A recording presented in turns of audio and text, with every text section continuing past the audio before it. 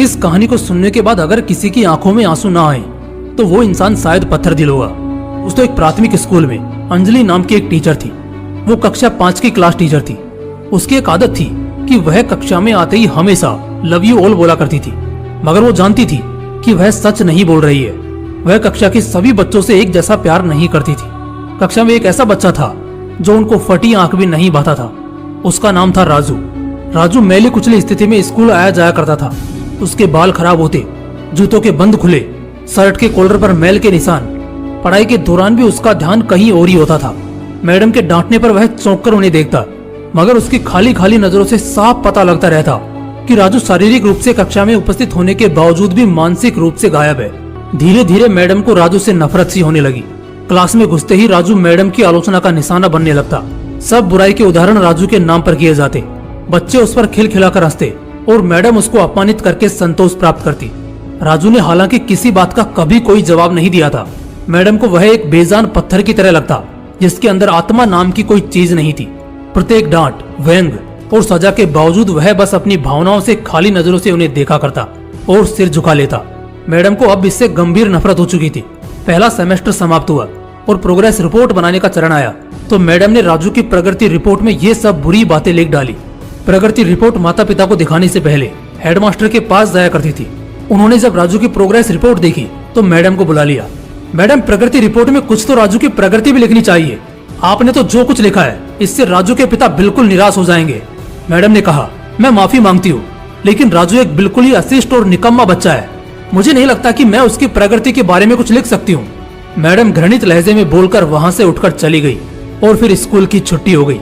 अगले दिन हेडमास्टर ने एक विचार किया और उन्होंने चपरासी के हाथ मैडम की डेस्क पर राजू की पिछले वर्षों की प्रगति रिपोर्ट रखवा दी।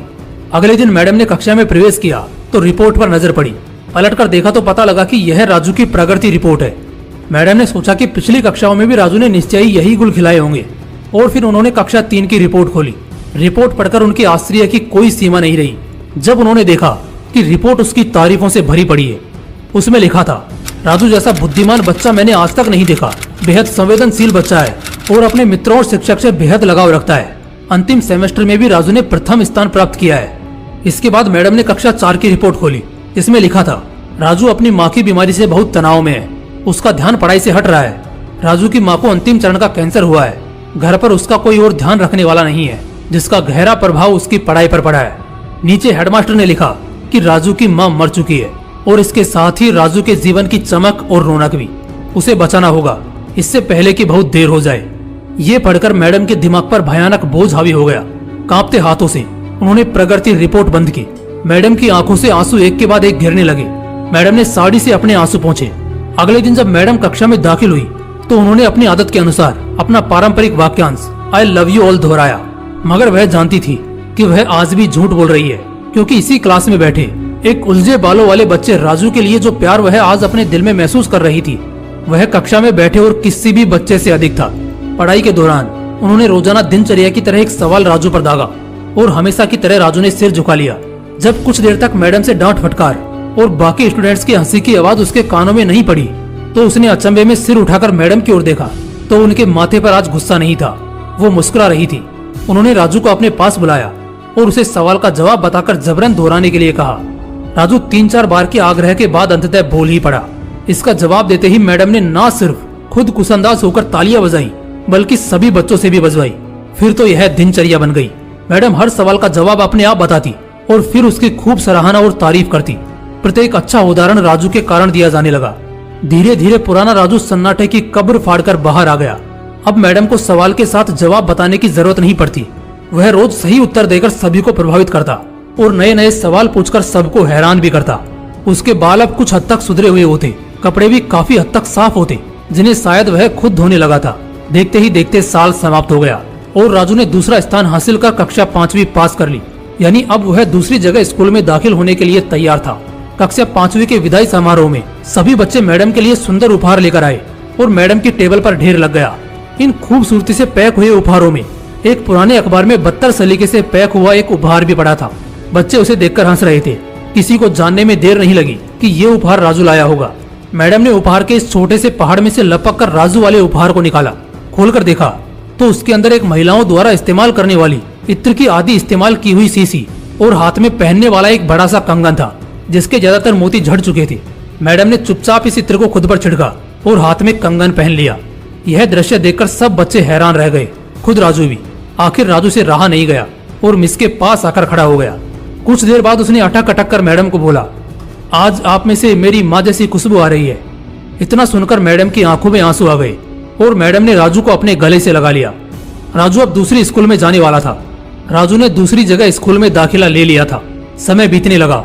दिन सप्ताह, सप्ताह महीने और महीने साल में बदलते भला कहाँ देर लगती है। मगर हर साल के अंत में मैडम को राजू से एक पत्र नियमित रूप से प्राप्त होता जिसमें लिखा होता, इस साल मैं कई नए टीचर से मिला मगर मैडम आप जैसा कोई नहीं था। फिर राजू की पढ़ाई समाप्त हो गई और पत्रों का सिलसिला भी समाप्त। कई साल आगे गुजरे और मैडम रिटायर हो गई। एक दिन मैडम के घर अपनी मेल में राजू का एक पत्र मिला जिसमें लिखा था, इस महीने के अंत में मेरी शादी है और आपके बिना शादी की बात मैं नहीं सोच सकता। एक और बात, मैं जीवन में बहुत सारे लोगों से मिल चुका हूँ मगर आप जैसा कोई नहीं है। आपका डॉक्टर राजू। पत्र के साथ ही प्लेन का आने जाने का टिकट भी उसमें अटैच था। मैडम खुद को हरगिज नहीं रोक सकी। उन्होंने अपने पति से अनुमति ली और वह राजू के शहर के लिए रवाना हो गई। शादी के दिन जब वह शादी की जगह पहुंची तो थोड़ी लेट हो चुकी थी। उन्हें लगा समारोह समाप्त हो चुका होगा मगर यह देखकर उनके आश्चर्य की सीमा नहीं रही कि शहर के बड़े डॉक्टर, बिजनेसमैन और यहाँ तक कि वहाँ पर शादी कराने वाले पंडित जी भी थक गए थे कि आखिर कौन आना बाकी है। मगर राजू समारोह में शादी के मंडप के बजाय गेट की तरफ टकटकी लगाए उनके आने का इंतजार कर रहा था। फिर सबने देखा कि जैसे ही एक बूढ़ी औरत ने गेट से प्रवेश किया, राजू उनकी ओर लपका और उनका वह हाथ पकड़ा जिसमें उन्होंने अब तक वह कड़ा पहना हुआ था, कंगन पहना हुआ था, और उन्हें सीधा स्टेज पर ले गया।